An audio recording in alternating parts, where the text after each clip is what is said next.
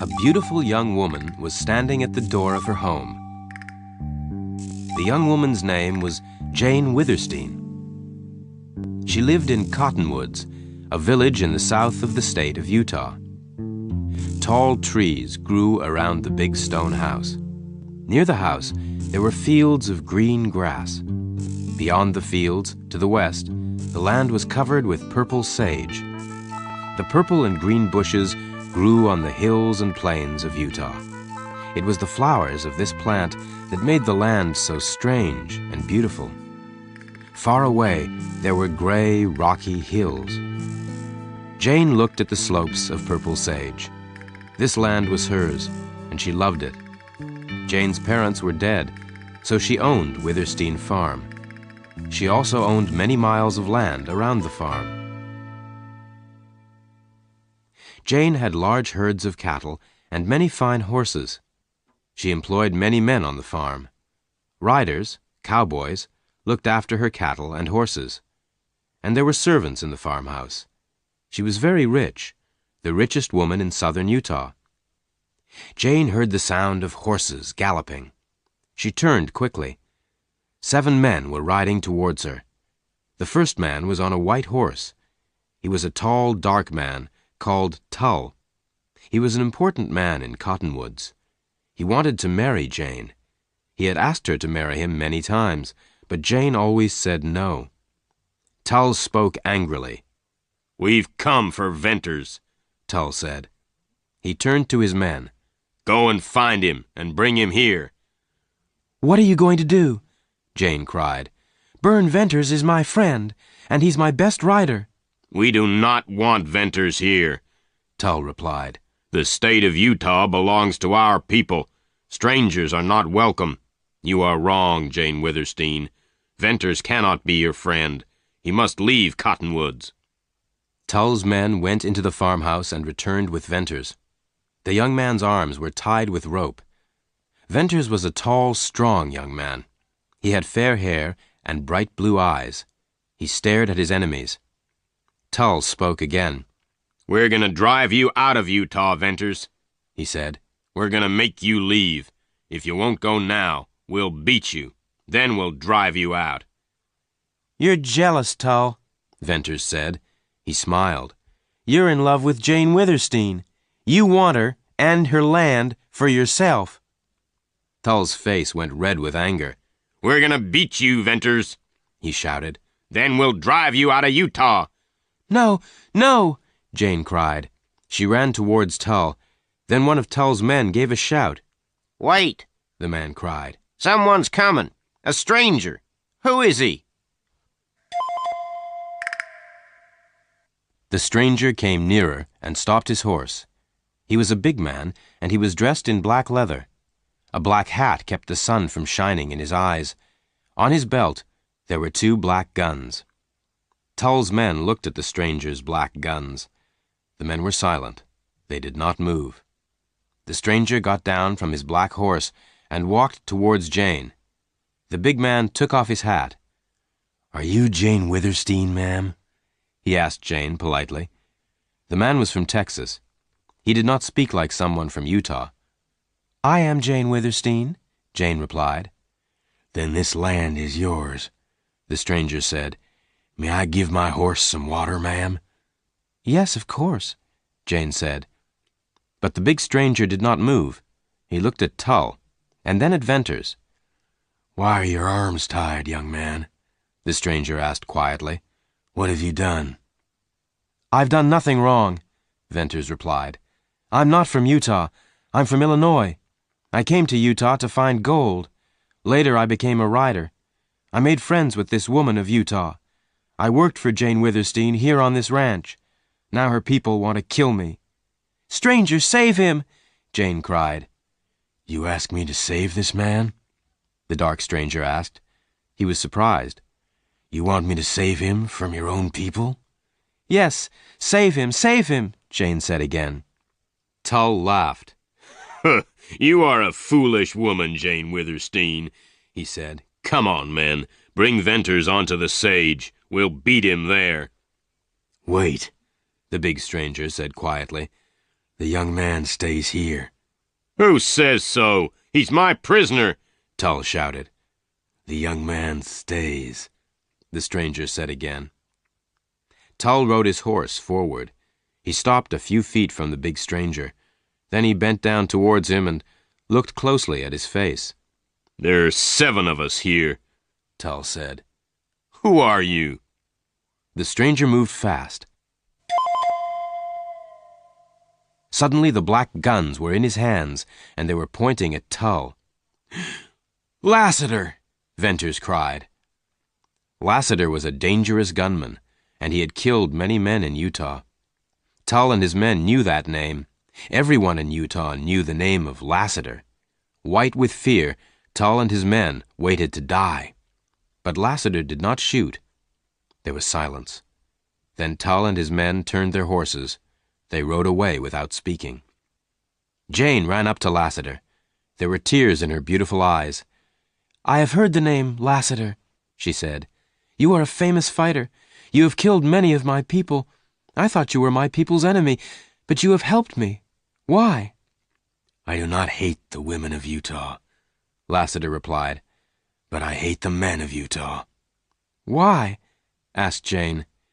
12 years ago, a girl was stolen from her husband, Lassiter said. A man from Utah, one of your people, took her. The girl's name was Millie Erne. She lived in Texas. I came to Utah to find Millie Erne, Lassiter went on. For many years I searched for the man who had taken her. At last I had news of Millie. She had died in Cottonwoods. I have come here to see where she is buried. Millie Erne was my best friend, Jane told Lassiter sadly. I was with her when she died. Millie's grave is on the sage. I will take you there. Thank you, ma'am, Lassiter said.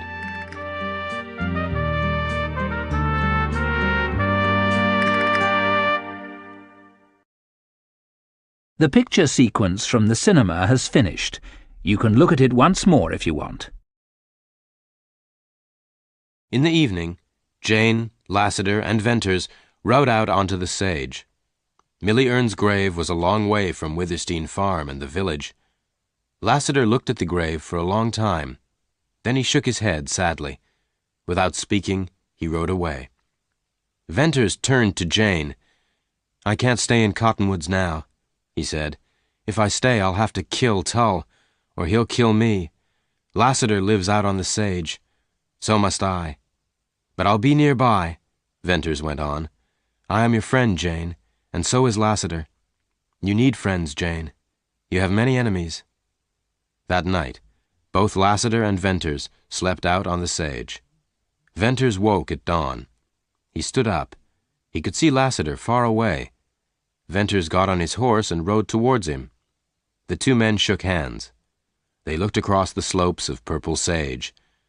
Utah is a wild place, Lassiter said. The people have many secrets, and strangers are not welcome here. There will be trouble very soon. Yes, you're right, Venters said. I stayed near Cottonwoods last night. I saw rustlers. They were Oldring and his men. I know Oldring, Lassiter said quietly, and Oldring knows me. He steals more cattle than any other rustler in Utah. I also saw Tull and his men ride out of Cottonwoods last night, Venters said.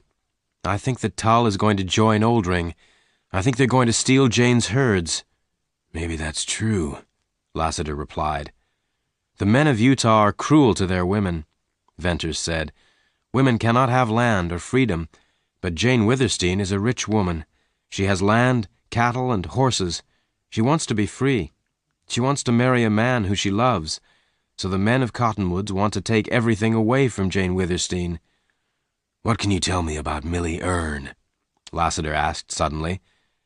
Millie was brought here with her baby girl, Venters replied. She was a prisoner in Cottonwoods, and so was her child. Millie hated Utah and its people. Millie tried to fight them. But these people were too strong for her, Venters went on. They took her child away.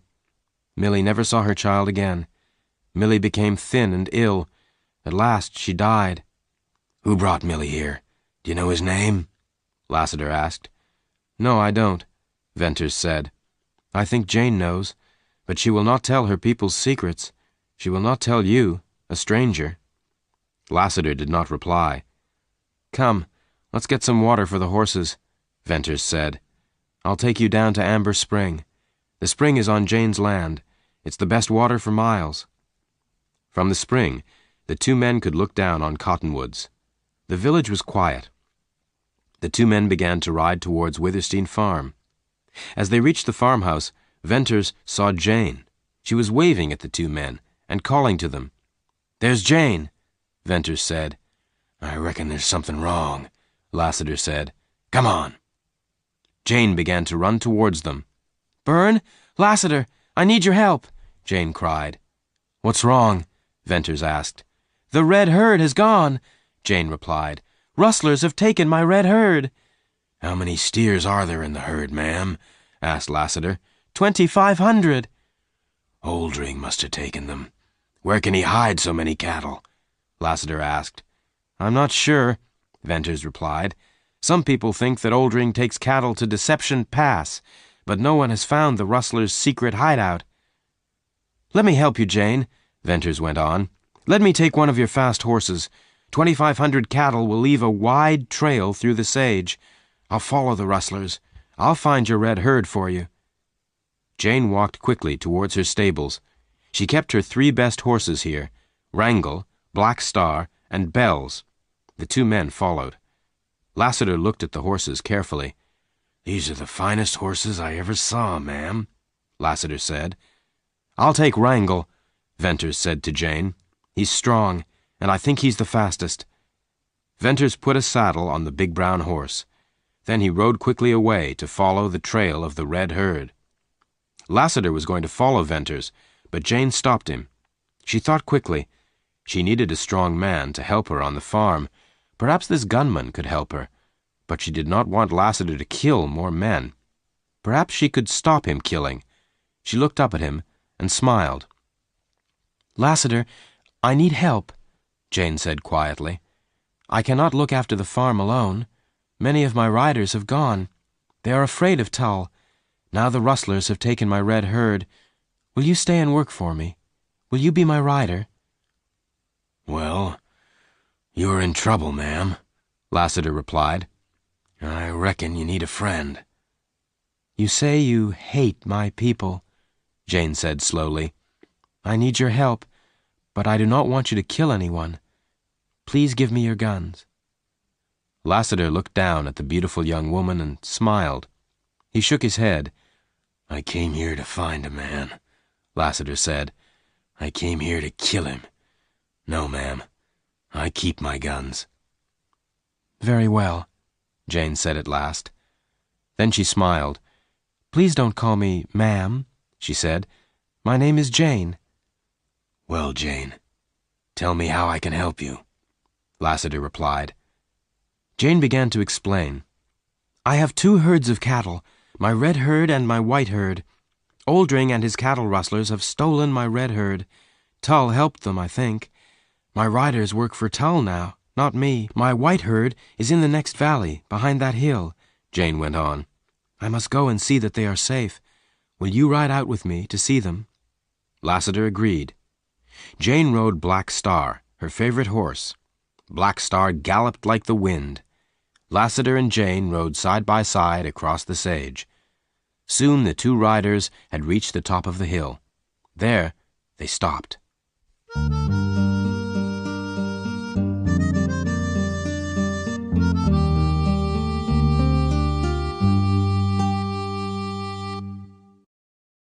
The picture sequence from the cinema has finished. You can look at it once more if you want.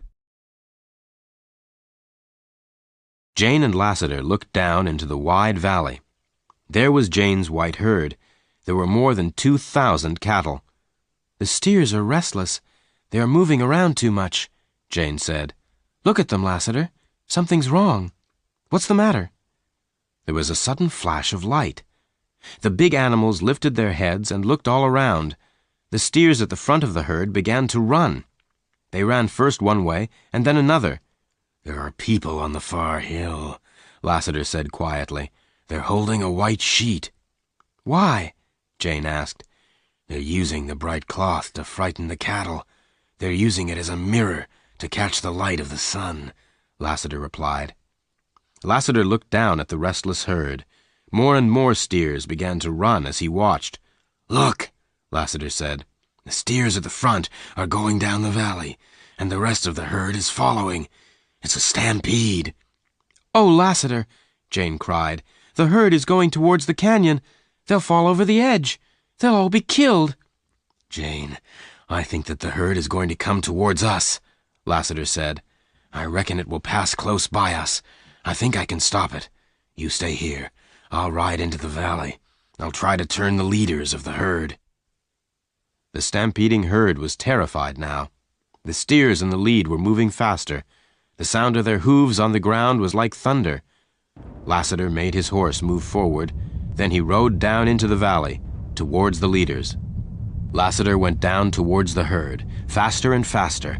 Soon he was galloping beside the leading steers. As Jane watched, Lassiter tried to turn the steers. The cattle were terrified. They ran on and on. Their feet were making thick clouds of dust come up from the ground. Lassiter's black horse galloped close beside the leaders. As Lassiter galloped beside the leaders, he tried to make them move over to the left. The black horse moved closer and closer to the steers. Soon the whole herd was turning. The steers were running in a big curve, a half-moon shape. From the top of the hill, Jane watched Lassiter. Lassiter was now driving the two ends of the curve together. The white cattle were running in a big circle, and yellow dust rose high into the air. Jane could hear the cattle calling in fear. She could see them running into each other.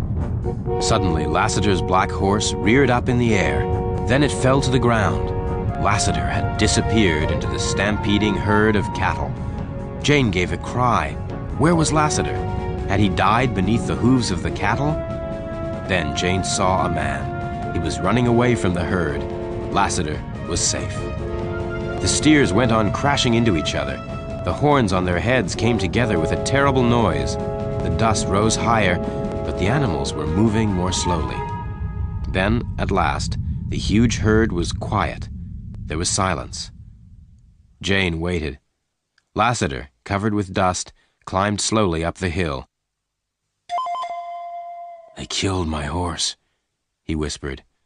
"Lassiter, I am sorry," Jane said. "Thank you for saving my herd. I will give you one of my best horses." "Thank you. I will take one of your horses," Lassiter replied. "But let me take Black Star now. Someone stampeded the herd.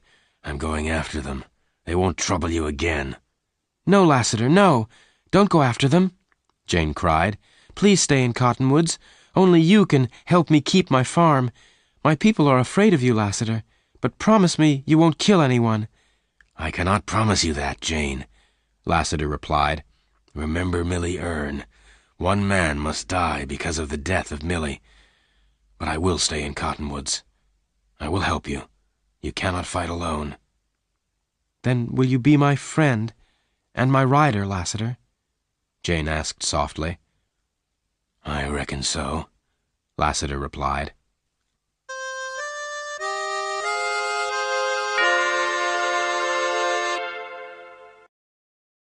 The picture sequence from the cinema has finished.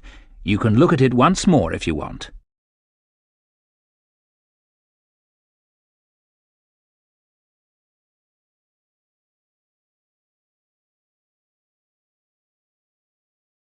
Venters followed the trail of the red herd. He rode for miles and miles. Wrangel galloped quickly over the purple sage. By afternoon, Venters reached a wide valley. There were high walls of rock on either side. The walls kept out the sun, and shadows made the valley dark. The sky above slowly darkened too. Night was falling. Venters was now near Deception Pass. The rustlers' hideout must be somewhere nearby. There was fresh water here in the valley. There was thick grass for Wrangel to eat. Venters decided to stop for the night. He did not make a fire and cook a meal. He was very tired. He put his blanket on the ground and lay down. Soon he was asleep. Venters woke early. Leading Wrangle by the reins, he walked on through the wide valley. The trees here were tall and very beautiful. After some time, the young man reached a flat, open space. Deep canyons led from it, in all directions. A stream ran through one of these little canyons. Venters followed the stream. The walls of rock were very close now. The narrow canyon twisted and turned. After a few miles, the canyon became wider. Purple sage grew in this valley. Yellow walls of rock rose all around. There were more trees. It was a good hiding place. Venters tied Wrangle's reins to a tree and walked on. Suddenly, Venters stopped. In front of him, a line of horsemen was going by. "Rustlers," Venters whispered. He hid himself in the tall sage. The men rode across the wide valley and into another narrow canyon. Venters followed quietly. The narrow canyon became wider. Here and there, Venters saw cattle. Many of them were red. This is the trail into the rustlers' hideout, Venters thought. Then he heard a strange roaring sound. He stopped and listened. It was the sound of falling water. At the end of the canyon was a huge wall of water. There was no way out, but the rustlers did not stop. As Venters watched, they rode their horses through the waterfall. The young man waited till they had all disappeared. Then he followed them through the waterfall. Beyond the waterfall was a big cave, and beyond the cave was a narrow passage. Very slowly, Venters moved through the dark passage to the sunlight at the end. Another huge valley, but this valley was many miles wide, and it was full of cattle. "Jane's red herd," Venters cried. "So this is Oldring's secret hideout." Venters knew he could not stay. He could not fight all of Oldring's men alone. He had to tell Jane and Lassiter what he had seen. He turned round to go back to where he had left Wrangle. He walked back through the passage into the big cave. Then he went through the waterfall. He walked back along the canyon, but suddenly he saw two men riding towards him. They were rustlers, Oldring's men. One of them wore a black mask, the Masked Rider. Venters had heard of Oldring's Masked Rider. The first rustler fired his gun. Venters fired his gun, once, twice. Venters' first bullet hit the first rustler. The man fell from his horse. The Masked Rider was hit by the second bullet from Venters' gun. The man gave a cry and fell to the ground. The rustlers' horses galloped away. Venters walked up to the first rustler. The man was dead. Venters then went and looked down at the Masked Rider. The man moved. Venters went onto his knees on the ground beside him. Very carefully, Venters took off the rider's black hat and mask. The rider had dark red curly hair. His skin was very pale. "He's a boy," Venters thought. The rider moved again and cried out in pain. Venters' bullet had gone into the boy's shoulder. The wound was bleeding badly. Venters untied the rider's black scarf. He opened the rider's shirt. The Masked Rider was a girl. "Oh no, I've killed a girl," Venters thought. The rider opened her eyes. They were dark blue. "Forgive me," Venters said. "I'm dying," the girl whispered. "Oh, the terrible pain. Hold me, God help me." The girl's eyes closed. But she was not dead. Venters worked quickly. First he put some leaves from a sage bush on the wound. Then he covered the leaves and the wound with the rider's scarf. Venters gently picked up the girl in his arms. Very slowly he walked back to Wrangle. Venters put the girl on the ground beside the horse. Night was falling. The walls of rock were dark. Venters sat by the girl, waiting for her to die. Soon stars appeared in the black sky. How does a woman become a rustler? Venters asked himself. Why did she ride with Oldring's men? I cannot understand it. Hours passed. The dark sky got lighter, and the stars disappeared. She'll die at dawn, Venters thought. But when the daylight came, the girl was alive. At last the girl's eyes opened. "Who are you?" she asked Venters. "I'm the man who shot you." "Are you gonna kill me?" the girl asked. No, no, Venters replied quickly. When you are well, I'll take you to the waterfall. The rustlers will soon find you there. Suddenly the girl looked very frightened. Don't take me back there, she whispered.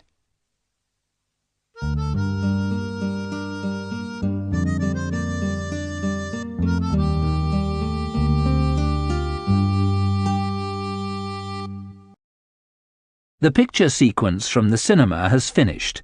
You can look at it once more if you want. Venters looked at the beautiful girl. He was surprised. Why didn't she want to go back to the rustlers? What's your name?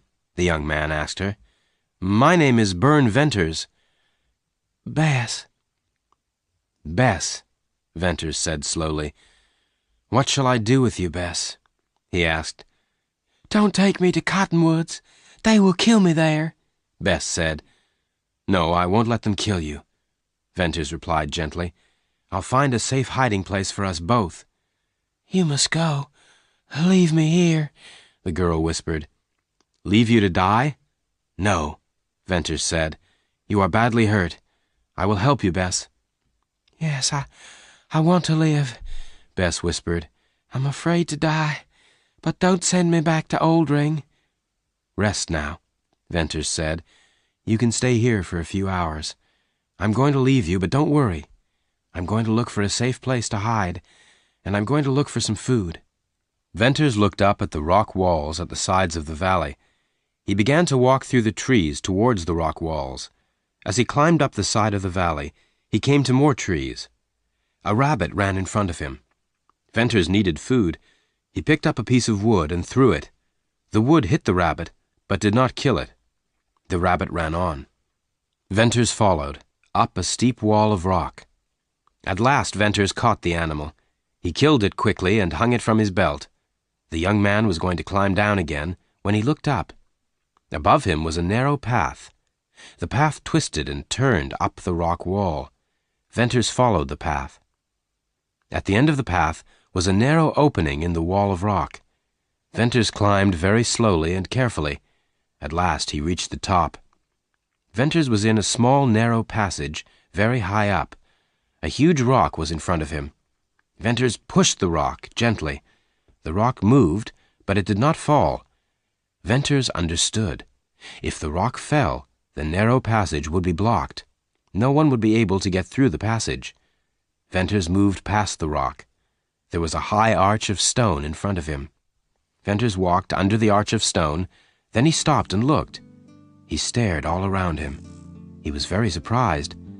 Before him was a beautiful valley. Green grass grew in the high valley. Sage did not grow there, and the sunlight shone on many trees. A wide stream ran through the valley. There were high rocky walls all around. This is the only way into the valley. Only birds can get over those walls, Venters said to himself. This is the place for me. Oldring will never find me here. It is safe for the girl, too. I'll call it Surprise Valley. Venters turned and went back to the rock. And this is the balancing rock, he said. Then he began to climb back down to find Bess. Bess was asleep. Venters decided to carry her up into Surprise Valley. Venters left Wrangel under the trees in the valley below. Here there was grass for him to eat and water for him to drink. Venters put the saddlebags over his shoulders. Then he picked up the sleeping girl. Venters climbed slowly up. At the opening in the rock, he stopped to rest. He put the girl down gently on the ground. She opened her eyes. She was ill and weak. Her face was very pale. "Where are we?" she whispered. "Where are you taking me?" "I'm taking you to a safe place. Don't be afraid," said Venters. Venters put down the saddlebags. Taking a rope, he climbed up the opening in the rock. He tied the rope to a rock at the top. Then he went back for the girl. Venters used the rope to help him to climb up. He left the girl at the top. Then he went back for his bags. Venters was now very tired. "We'll sleep here," he told the girl. When daylight came, Venters carried the wounded girl past the balancing rock. He went on under the arch of stone. Then, there was Surprise Valley. There were caves in the rocky walls of Surprise Valley. Venters carried the girl to one of them. He fetched water from the stream. Venters washed the girl's face very gently. He pulled off her leather boots and washed her feet. He looked at the wound in her shoulder. "The wound has stopped bleeding," Venters told her. "In a few days you will be better." "You shot me. Now you are helping me. Why?" asked the girl. "I'm sorry. It was a mistake," Venters said. "Rest now." The girl smiled and closed her eyes. Venters looked at her. Who was this beautiful girl? Who was Oldring's masked rider?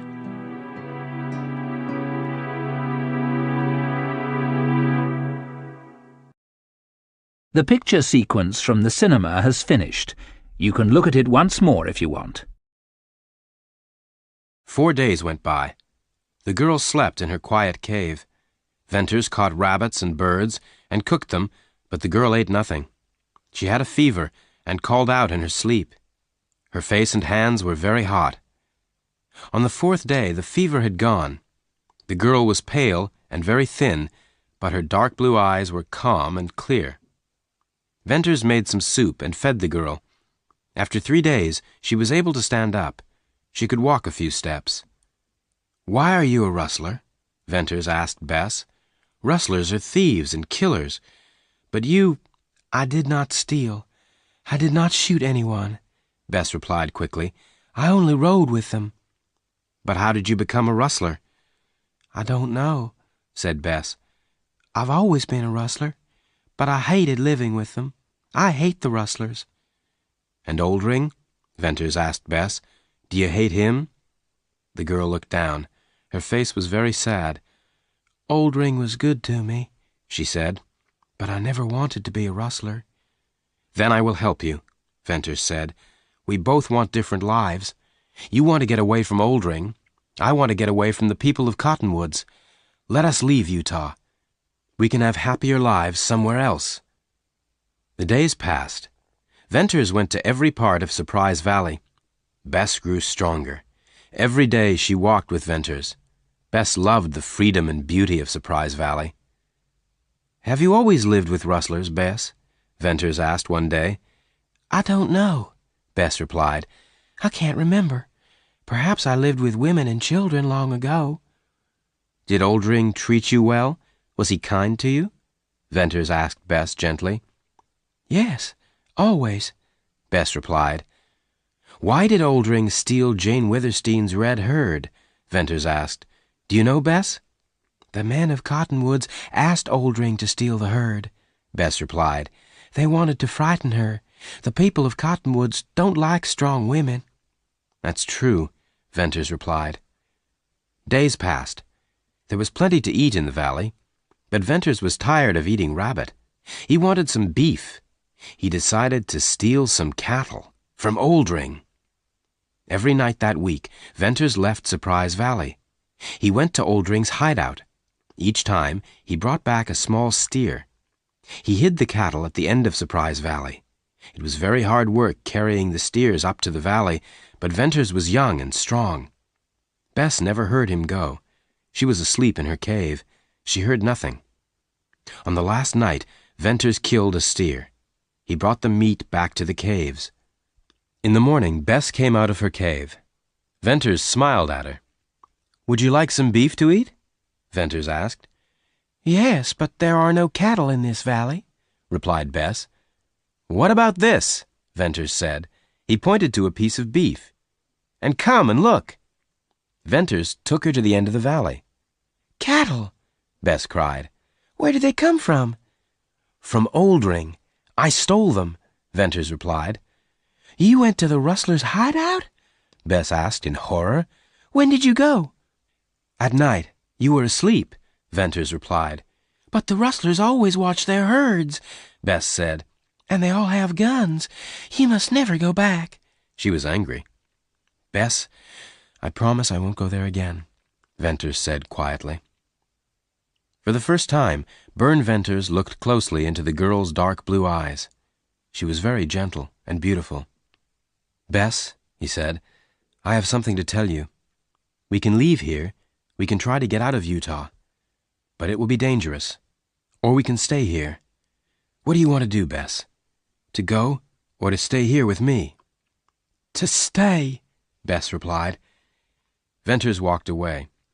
He looked down into Surprise Valley, their valley. Bess waited for Venters to speak again. "If we are going to stay, we will need supplies. We need flour, coffee, and sugar," Venters said. "I must go to Cottonwoods."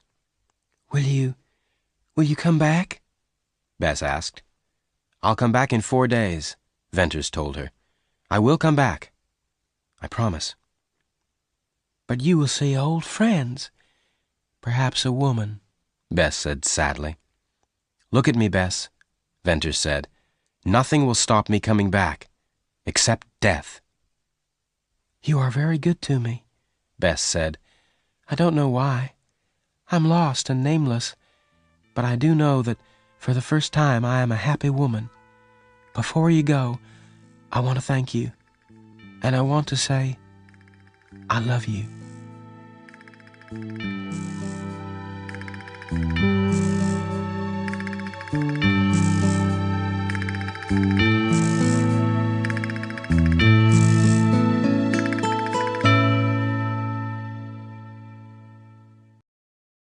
The picture sequence from the cinema has finished. You can look at it once more if you want. Lassiter was working for Jane at Cottonwoods. Each night he slept on the sage. He did not speak to the men of Cottonwoods. "Lassiter, I don't see you very often," Jane said to him one day. "I have a lot of work to do. I'm your rider," Lassiter replied. He smiled. "But you can't stay out on the sage all the time," Jane replied. "I want to talk to you every day." "Why?" Jane decided to tell the truth. "You hate my people, Lassiter," she said. "I want to stop you hating them." "That's what I reckoned," Lassiter said quietly. "Then talk to me more," Jane said. "That could be a little dangerous," Lassiter replied. "Why? Are you afraid of me?" "No, I'm not afraid," Lassiter said. "But you are a very beautiful woman, Jane." Jane did not answer. Many men said that they loved her. Many men wanted to marry her. Was Lassiter falling in love with her too? Jane decided to find out if he loved her. Would he do what she wanted? Would he give his guns to her? "Lassiter," she said softly, "may I take your guns?" "Why?" Lassiter was angry now. His strong hands held Jane's hands. "Let me have your guns," Jane repeated. "Why?" Lassiter said again. "I want to stop you from killing my people," Jane said. Lassiter said nothing, but he pushed Jane's hands away. His face was hard and angry. Lassiter turned slowly and walked away. Jane was very unhappy. She waited for Lassiter to come back. He did not. But that day Jane had a visitor. He was a fat, gray-haired man. He was the leader of her people. His name was Dyer. Dyer was angry with Jane. "Why is Lassiter working for you?" Dyer asked. "Why do you bring strangers to Cottonwoods, Jane Withersteen? Why are you not married to one of your own people? Why will you not marry Tull?" Jane said nothing. She was afraid of this man. "Why did Lassiter come here?" Dyer went on. "Why did he come to Cottonwoods? Do you know?" "Yes," Jane said. "but I will not tell you."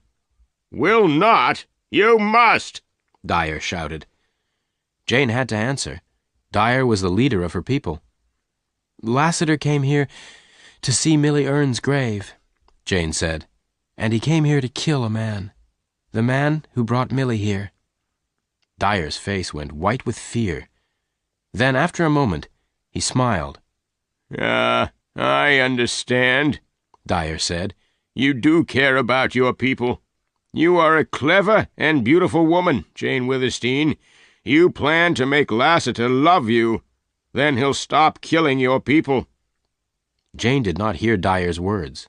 She was listening to another sound. Slow, heavy footsteps. Lassiter! Dyer turned. He pulled out his gun. There was a flash of light and a loud noise. Jane cried out, and fell to the ground. A few moments later, Jane opened her eyes. Lassiter was gently washing her face. There was smoke in the air and blood on the ground. Jane gave a cry and covered her eyes. "It's all right, Jane," Lassiter said. "You're not hurt. You fainted." Did you kill Dyer? Jane whispered. "Who, the fat man? No, I didn't kill him." But the blood. "Don't worry," Lassiter said. "I heard shouting, so I came back. Dyer got out his gun and tried to shoot me. I didn't want to kill him, so I shot him in the arm. He dropped his gun. I told him to go, and he went." Jane looked into Lassiter's calm gray eyes. Dyer tried to shoot you, but you didn't kill him? She said. "That's right," Lassiter replied. Jane kissed his hand. Lassiter turned away quickly. "Don't do that. Don't be cruel, Jane," he said. Lassiter began to walk up and down. "I heard what Dyer said," Lassiter said. "Your friendship's a trick. You pretended that you liked me, but this was to stop me from killing your people." "I'm sorry, Lassiter," Jane said. "What you say is true. At the beginning I was thinking of myself. I tried to make you care for me. I wanted to stop you killing my people. But now—" "Did you?" Lassiter said. "Well, I'll tell you what you did. You made me love you, Jane." "Lassiter!" Jane cried. "I have something to tell you, Jane," Lassiter said. "Millie Erne was my sister, and I loved her. Then I met you. Now I love you, too." "Millie Erne was your sister?" Jane said. "Oh, Lassiter, I'm so happy. But I didn't expect you to love me." "Didn't you?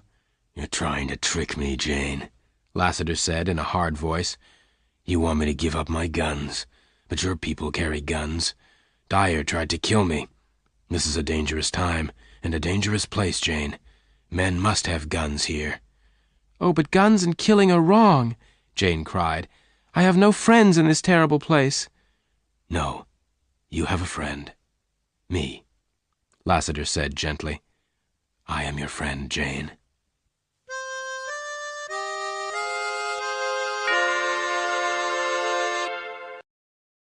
The picture sequence from the cinema has finished. You can look at it once more if you want. The hot summer days went by, and Lassiter stayed at Cottonwoods. Jane Withersteen had more enemies now. More of her cattle were stolen. Jane's servants watched her all the time. They told Dyer everything. Lassiter was Jane's only friend. It was August, and it was very hot. The trees around Cottonwoods were still. There was no wind. Jane was standing outside her house. She was sad and worried. Suddenly there was a sharp sound. A shot. Jane went pale. Was someone shooting at Lassiter? Jane listened. Then at last, she heard Lassiter's slow footsteps. Lassiter came nearer. He took off his black hat. He had a scarf round his head. The scarf was wet with blood. "Lassiter, what's the matter?" Jane cried. "Are you badly wounded?" "I reckon not," Lassiter replied in his slow, calm way. "It's only a small cut." "Oh, Lassiter," Jane said, "it's dangerous for you here. You must leave Cottonwoods." "And leave you alone, Jane?" Lassiter said. "No, I said I would help you. I'll stay." Jane was pleased. She was afraid of her own people. Tull and Dyer were against her, and she knew they hated Lassiter. "Let me wash that cut," Jane said. Lassiter held up his hand. "Listen," he said. "I can hear a horse coming." Lassiter turned. His hands were on his guns. Jane listened.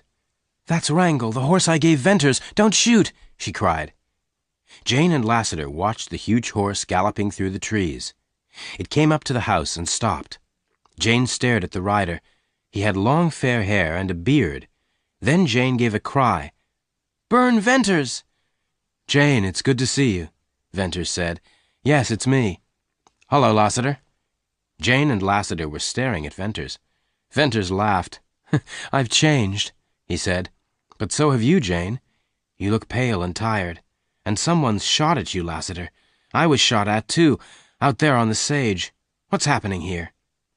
Jane told him everything. Venters looked at Lassiter. "Why didn't you kill Dyer?" he asked. "I didn't want any more trouble for Jane," Lassiter said quietly. Jane turned away and smiled. "Well, Jane," Venters said, "I found your red herd, but you won't get it back. Tull is working with Oldring. I'm sure of that." "I'm going to see Tull," Venters went on. "I'm never coming back here, Jane. I'll tell Tull that. Then perhaps he will leave you alone. If I'm here, it's too dangerous for you." "Byrne," said Jane, "you must not shoot Tull. Promise me, please." "I can't promise that," Venters replied, "but I don't want to kill him." "I've decided to go away forever, Jane," Venters went on. "I cannot stay here with you at Withersteen Farm. I found a valley, beyond Deception Pass. I call it Surprise Valley. It's a wonderful place, safe too. I plan to live there, but I need supplies. Can you give me some flour, coffee, and sugar, Jane?" Jane was sad that Venters was leaving, but she did not try to stop him. "Take anything you need, Byrne," Jane said. "Food, drink, and clothes, too." "Thank you, Jane," Venters said. "Now I'm going into the village. I'm going to find Tull." "I'll walk there with you," Lassiter said quietly. Jane went into the house. She was unhappy, but she knew Venters and Lassiter would not kill anyone.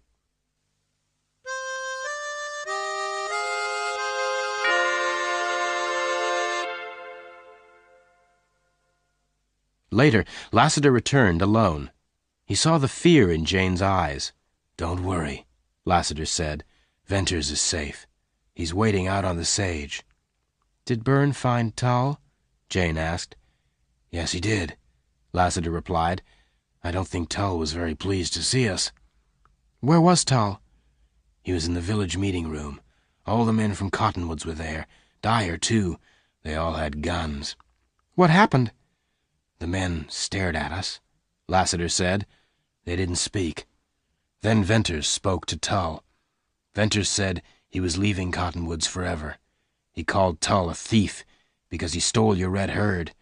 Venters said he wouldn't kill Tull today, but if he met him again, he would shoot him like a dog." "What did Tull say?" Jane asked. "Nothing," Lassiter replied. "I reckon he was too afraid." Jane began to cry. "Don't cry, Jane," Lassiter said quietly. "Venters spoke well. He's a good friend, but stay inside the house today. You're safer there."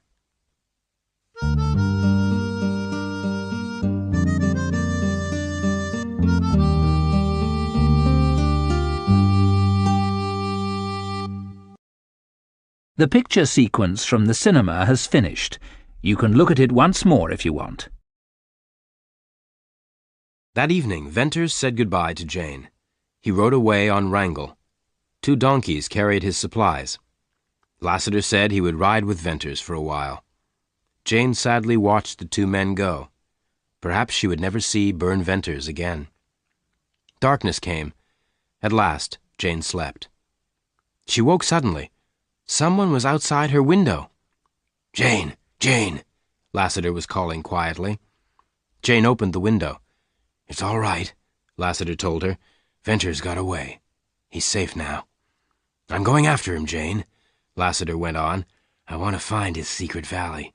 Venters says no one will be able to follow him there, but I think I can follow his trail. Stay near the house, Jane. You'll be safer there. I'll come back soon." "Forget me, Lassiter," Jane said quietly. "I've brought you enough trouble." Lassiter smiled. Then he walked away. Dawn came at last. There was no sun. Dark clouds covered the sky. Jane felt frightened and alone. The next day, there was bad news. Jane's white herd was gone, taken by rustlers. Jane heard the news, but she did not care. She wanted Lassiter to return.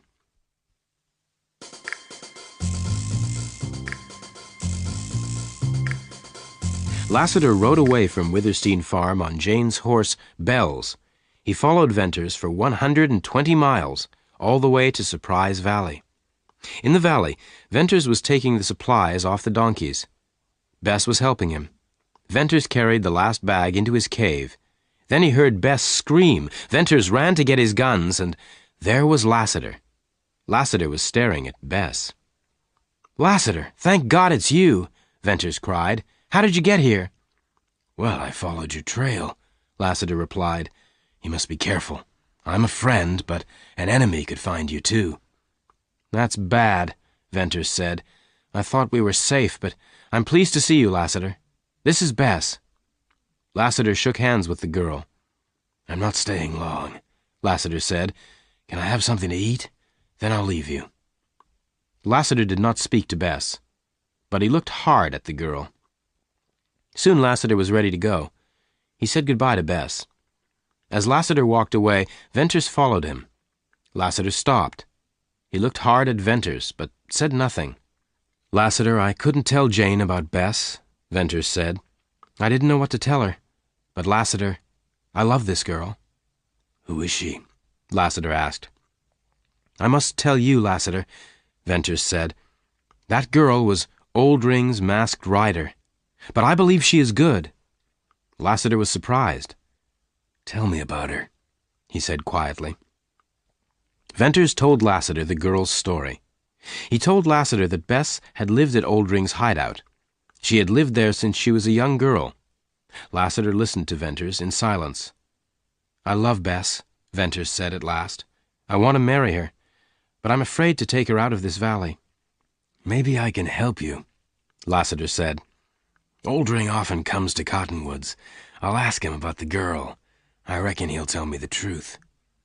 "Tell Oldring that Bess is dead," Venters said quickly. "Bess wants to forget her life with the rustlers." "I will," Lassiter replied. "And don't tell Jane about Bess," Venters went on. "I'll tell her myself one day." Lassiter promised. Then the two men walked to the balancing rock. Lassiter put his strong hand on the huge rock. "Be careful," Venters cried. "If that rock falls, we'll be here forever." Lassiter took his hand away. He smiled. "All right," he said, "but I would like to push that rock." "Goodbye, Lassiter," Venters said. Venters went back to Bess. The girl looked worried. "Something's wrong, Bess. What is it?" Venters asked. Bess looked at him for a moment. Then she ran to her cave. When she returned, she was carrying something in her black scarf. Bess unfolded the scarf. Something bright was shining there. "Gold!" Venters cried. "I got it out of the stream," Bess said. "Bess, this gold is worth thousands of dollars," Venters cried. "Is there any more in the stream?" "There's lots," Bess replied. "You can have it all." "I didn't want to tell you about it," Bess went on. "I hate gold. It makes men mad. They get angry and fight each other for gold. Perhaps you'll take the gold and leave me in the valley." "Leave without you?" Venters said. "Listen, my sweet girl," he went on. "We are not safe here, but with this gold we can go far away from Utah. I shall never leave you, Bess. I love you. I want to marry you. We'll go to my home in Illinois. We'll leave Utah forever."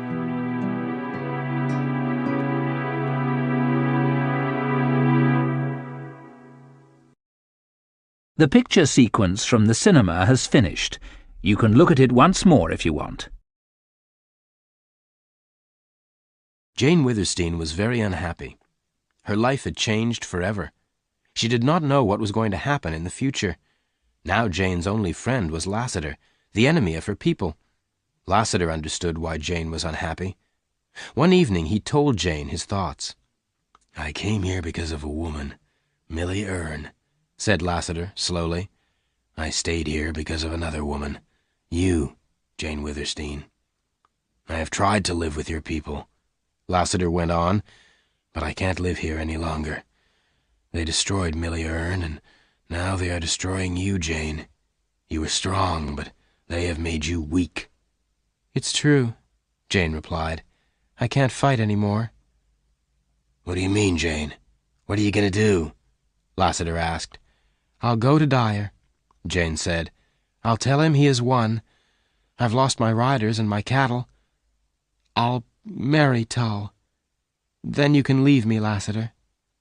"Go to Dyer? Marry Tull?" Lassiter said. His face was hard with anger. No, you are not going to Dyer. I am, Lassiter said. And you are not going to marry Tull. You are going to marry me. Lassiter! Jane cried.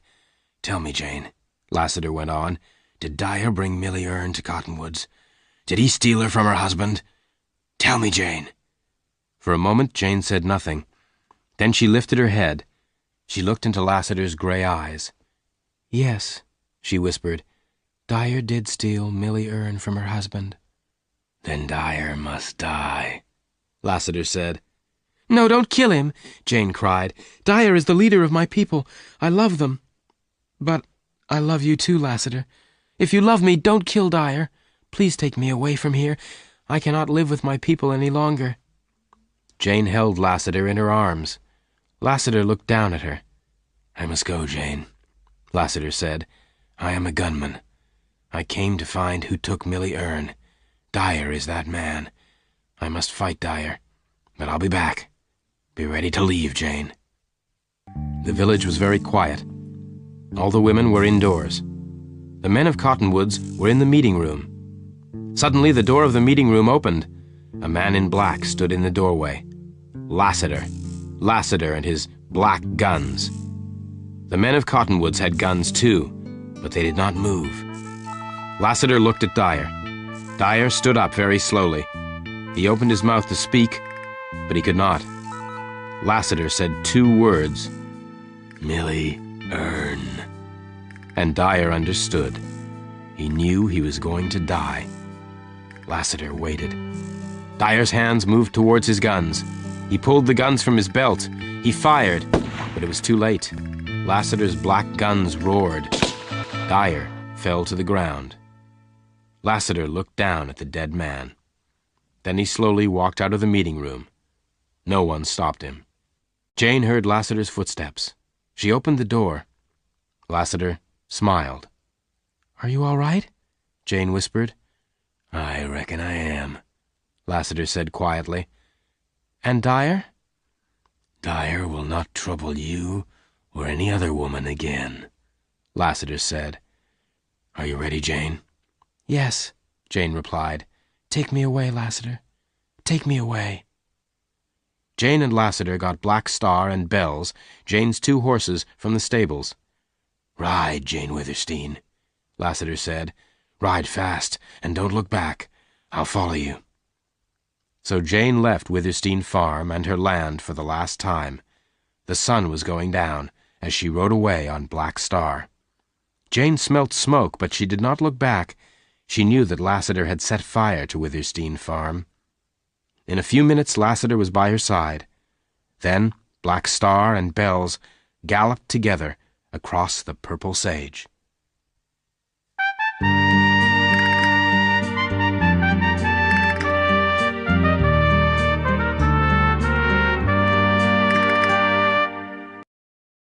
The picture sequence from the cinema has finished. You can look at it once more if you want. Venters had been back in Surprise Valley for a few days. He climbed back down to the narrow canyon below Surprise Valley. He wanted to see Wrangel. Was he still safely hidden there? But Wrangel had gone. I think that the rustlers have our horse, Venters told Bess. This is bad news. We must leave here at once, before the rustlers find us. We'll take the donkeys. They move slowly, but the tall sage will hide us. Bess was very sad. I'm sorry to leave our beautiful valley, she said. I'll always remember our happiness here. They were soon ready to go. Bess and Venters led the donkeys down the steep opening in the rocks. They moved very slowly. Night came, and they rested, but Venters did not sleep. At dawn, they went on their way again. At midday, Bess and Venters reached the purple sage. Then suddenly, out of the sage came 2 black horses, and riding them were Jane and Lassiter. Bern, I am pleased to see you, Jane cried. Then she saw Bess. I thought you were alone, Bern. Jane, this young woman is Bess, Lassiter said. Who's Bess? Jane asked quickly. How do you know her, Lassiter? This girl was Oldring's masked rider, Lassiter replied. The masked rider? A girl? Jane cried. I don't believe it. It's true, Jane, Byrne replied. I'm taking Bess away from Utah. I love her, and I'm going to marry her. Wish us good luck, Jane. At first, Jane did not answer. Then she smiled. Good luck, Byrne. Good luck, both of you, Jane said. Lassiter took something out of his pocket. It was a locket on a gold chain. He held it out to Bess. Open the locket, Beth, Lassiter said gently. Jane, Byrne, look at the picture inside the locket, Lassiter went on quietly. Do you know the woman in the picture? It's Millie Erne, Jane said. Yes, that's Millie, Lassiter replied. Look at her eyes, Bess. Do you remember those eyes? Have you seen that face before? I've seen those eyes in my dreams, Bess whispered. Lassiter put his strong arms round the girl. Beth, he said gently, they are your mother's eyes. Millie Erne was your mother. Your name is Elizabeth Erne. It can't be true, Bess said slowly. It is true, Lassiter replied. Long ago, Dyer and your father were enemies. Dyer killed your father, Frank Erne. Frank was my best friend. Then Dyer brought you and your mother to Utah. Lassiter went on. Millie would not marry Dyer. Dyer was very angry, so he gave you to Oldring. But Oldring was kind to you, Bess. He looked after you like a father. Jane kissed Bess gently. I loved your mother, Bess. Millie Erne was my dearest friend. And now I love you, she said. I have a name at last, Bess whispered. And a family, too, Lassiter said. I am Millie's brother. That's why I came to Utah. And now we are leaving, Jane said. Dyer made my people hate me. I could not stay in Cottonwoods. Will Dyer and Tull follow you? Venters asked. Dyer is dead. I shot him, Lassiter replied. But Tull may follow us. Where are you going? Venters asked. I was coming to Surprise Valley, Lassiter replied. But we are leaving Surprise Valley, Venters said. Bess found gold in the valley. Now we are rich. We are leaving Utah. We are going to Illinois. Tull will be out on the sage, and the rustlers, too, Lassiter said. You will not escape. Those donkeys are not fast enough. What shall we do, Bess? Venters asked. Shall we go or stay? Let's go, Bess replied. Good, Jane said. You will be free and happy, and you will have a fast ride. Fast? Lassiter asked. Yes, Jane said. Byrne and Bess, I give you my horses, Black Star and Bells. Lassiter and I will take the donkeys. No, Venters cried. Tull will catch you easily, and there are rustlers out on the sage. Listen, Byrne, Lassiter said. Jane is right. You need these horses to get out of Utah. We'll go to Surprise Valley for a while. Now hurry! Thank you, Jane. You are a good woman, Venters said. I'll take Bess safely away from Utah. I promise. If you see Tull, hide in the sage, Lassiter told him. Then when he is gone, follow the trail to the north. Black Star and Bells are the fastest horses on the sage. Lassiter turned to Bess. I found you and lost you at the same time, Bess Erne, he said. Goodbye. Elizabeth, Bess, be happy, Jane said. Bess and Venters got up onto Black Star and Bells. Then they waved as they galloped away. Goodbye, cried Jane. Goodbye, Byrne and Bess, riders of the Purple Sage.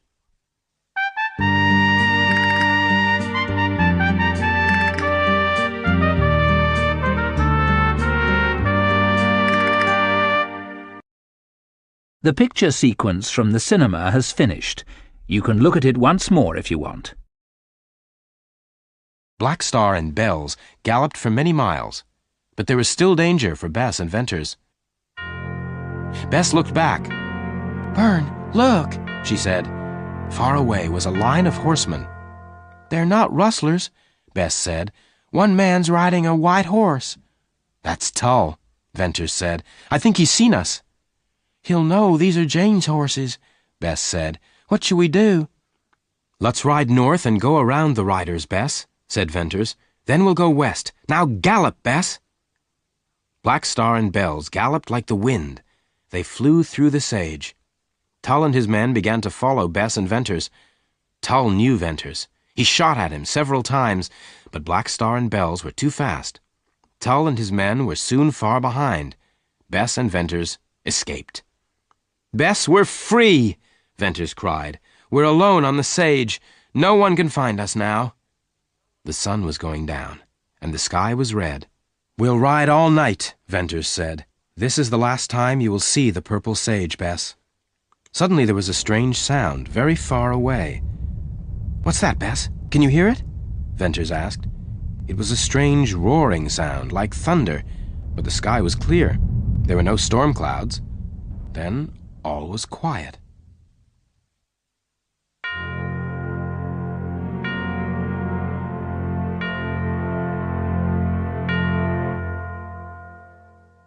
Jane and Lassiter watched Bess and Venters ride away. "They've gone," Lassiter said at last. "They're safe now, but we're not. Come on, Jane." Jane and Lassiter rode the donkeys along the trail to Surprise Valley.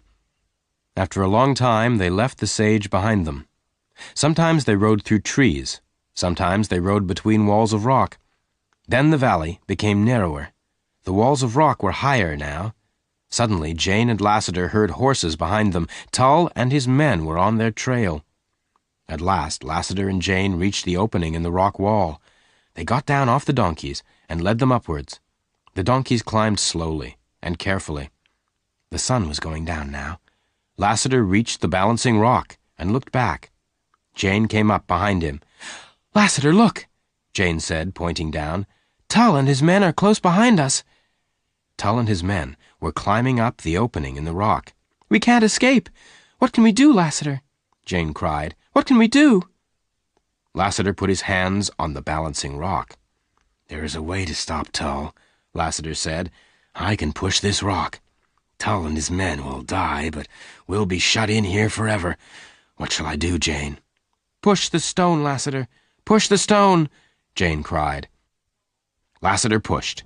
With all his strength, he pushed and pushed. The huge rock moved from side to side. Then it fell. At first, the rock fell slowly. Then it went faster and faster.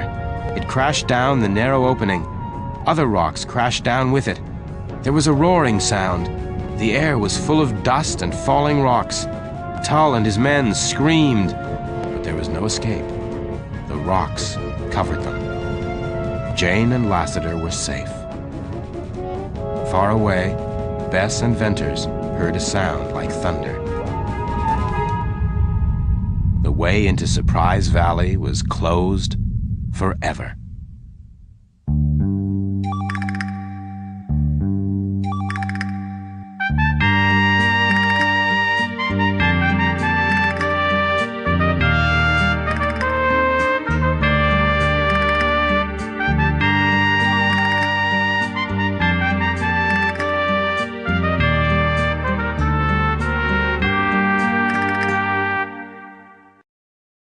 The picture sequence from the cinema has finished. You can look at it once more if you want.